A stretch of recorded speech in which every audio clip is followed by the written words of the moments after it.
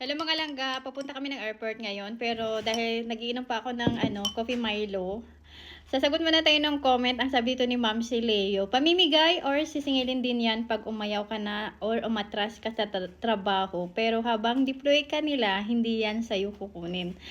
Siguro hindi ko maano masyado yung point ng comment ni Ma'am Shileo, pero sa ano kasi na pamimigay tapos sisingilin pag umayaw ka na sa trabaho.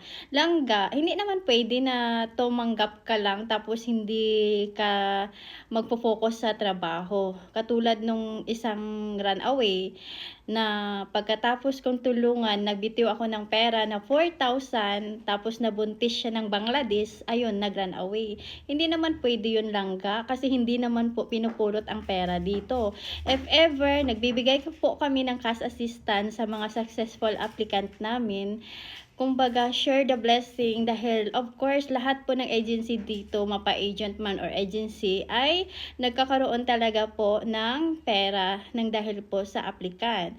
Pero dahil nagbibigay po kami ng cash assistance sa mga aplikante, nag-share po kami ng blessing para sa kanila dahil sila po ang nagtatrabaho sa loob ng bahay.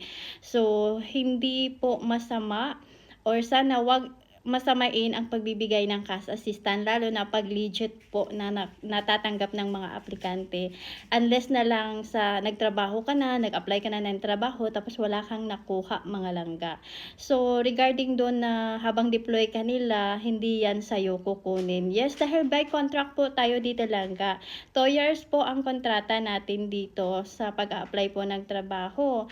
As long as na okay kayo sa amo, continue hanggang matapos po ang trabaho mga langga, wala po yung problema.